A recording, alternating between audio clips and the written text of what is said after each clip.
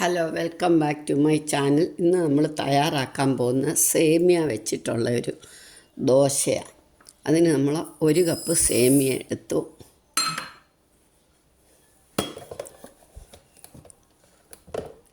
അരക്കപ്പ് അരിപ്പൊടി, ഒരു 1/4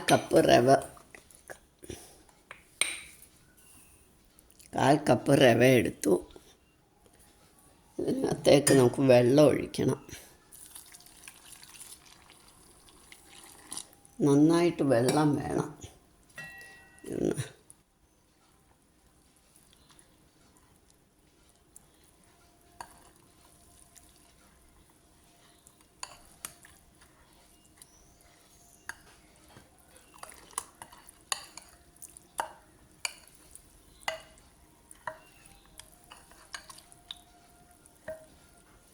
നന്നായിട്ടങ്ങ് ഇളക്കണം. റവ വറക്കണം. ഇത് വറുത്ത റവ ആയതുകൊണ്ടാണ് ഞാൻ വറക്കുന്നത് കാണിക്കാൻ. വറുത്ത റവയാണ്, അപ്പോൾ പിന്നെ വറക്കണ്ട.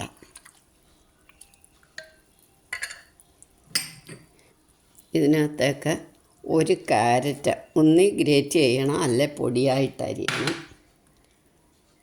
സവാള പൊടിയായിട്ടരിഞ്ഞത്, മല്ലിയില, പാകത്തിനുപ്പ്.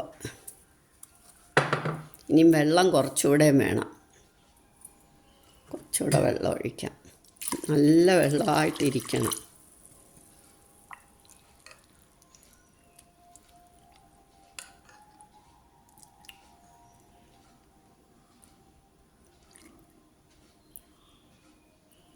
ഇനി ഇത് നമുക്കൊരു 10-20 മിനിറ്റ് അടച്ചു വെക്കണം.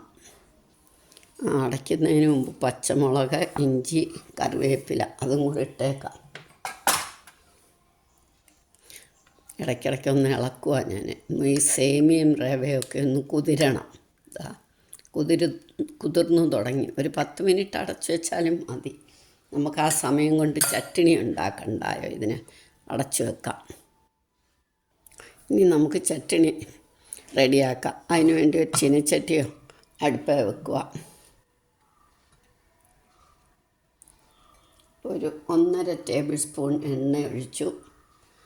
ഇനി നമുക്ക് 1 സവാള അരിഞ്ഞതിടാം. ഇനി ഇത് നല്ലോണം ഒന്ന് വഴറ്റണം.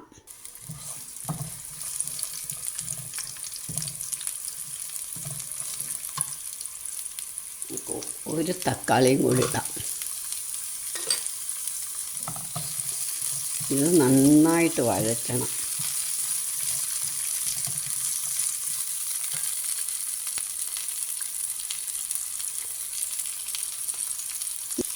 ഉഴുന്നലകും കടലപ്പരിപ്പും കൂടി ഇടണം. അത് ഞാനൊന്ന് മറന്നു കിട്ടിയതാണ്. അത് മൂത്തിട്ട് വേണമായിരുന്നു സവാള ഇടാൻ. ഇനിയിപ്പോൾ ഒന്നിച്ചിട്ട് മൂപ്പിച്ചാലും മതി.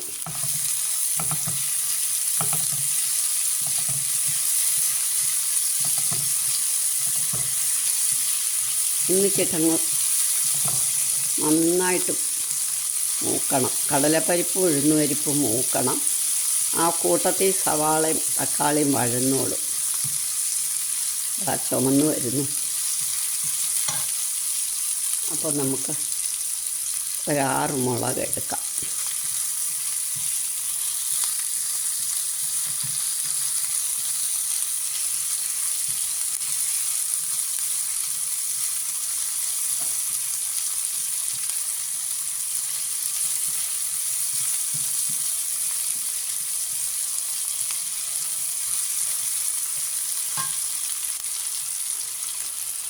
ഇനിയും കറിവേപ്പില,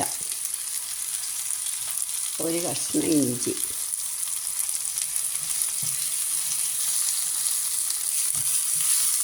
ഇപ്പം ഇത് പാകമായി. ഇനി നമുക്ക് സ്റ്റവ് ഓഫാക്കി തണുക്കും. ഇത്തിരി കഴിഞ്ഞിട്ട് മതി. ആ പാത്രത്തിലേക്ക് ഇത്തിരി പുളി ഇടണം. നമ്മൾ കുറച്ച് മതി, വളരെ കുറച്ച് പുളി. ഇനി അരയ്ക്കാറാകുമ്പോൾ ഉപ്പും കൂടി ഇടണം.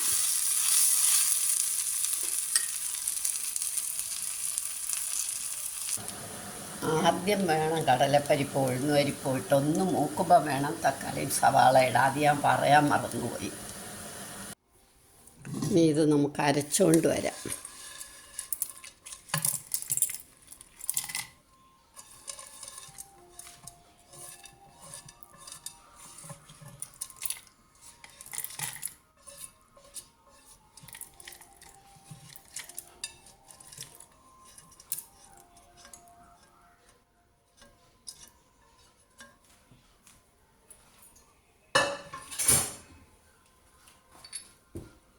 ഇനി ഇതിൻ്റെ പാകത്തിന് ഉപ്പോടെ ഇടണം.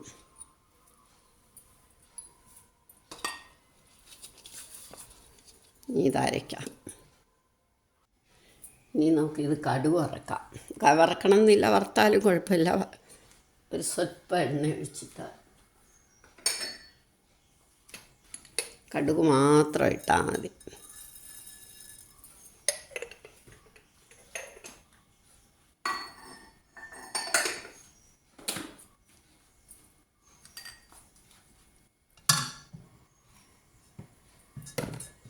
കടുക് പൊട്ടുമ്പോൾ ഇത് ഇത്തിരി വെള്ളം ഒഴിച്ചല്ലേ അരയ്ക്കുന്നത്. അമ്മിക്കല്ലിലാണെങ്കിൽ നമുക്ക് കടുക് വറുത്തില്ലേലും കുഴപ്പമില്ല.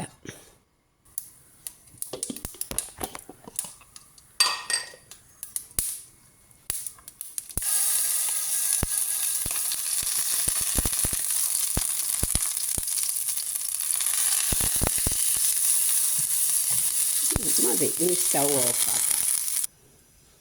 ഇനി നമുക്ക് ദോശ റെഡിയാക്കാം. മാവ് നന്നായിട്ട് നമ്മളിങ്ങനെ ഇളക്കണം, അല്ലെങ്കിൽ അത് അടി തറഞ്ഞിരിക്കും. അതുകൊണ്ടാണ്, വെള്ളമായിട്ടിരിക്കുവാണല്ലോ മാവ്.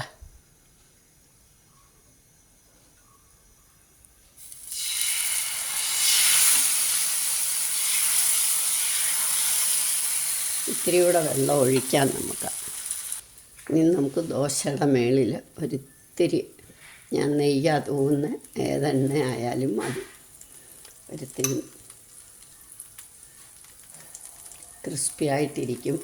ഇനി ക്രിസ്പി അല്ല, കട്ടിയായിട്ട് വേണേൽ അങ്ങനെ ഉണ്ടാക്കാം. ഇപ്പം നമ്മുടെ ദോശ മൂത്തു, നമുക്ക് എടുക്കാം. ഇനി ഇതേപോലെ എല്ലാം ഉണ്ടാക്കിയെടുക്കണം. അടുത്തതൂടെ ഒഴിക്കാം നമുക്ക്.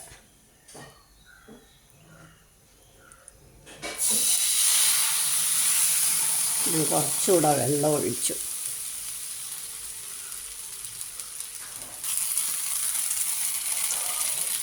ഇവർക്കൊക്കെ എന്തായാലും നന്നായിട്ട് ഇഷ്ടപ്പെടും. നമ്മളുടെ ക്രിസ്പി ആയിട്ടുള്ള സേമിയ ദോശ റെഡിയായി. എല്ലാവരും ഇത് ട്രൈ ചെയ്ത് നോക്കണം. ഇഷ്ടമായെങ്കിൽ ലൈക്ക് ചെയ്യണം, സബ്സ്ക്രൈബ് ചെയ്യണം, ഷെയർ ചെയ്യണം, കമൻറ്റ് ചെയ്യണം. ചട്നി റവ ദോശ.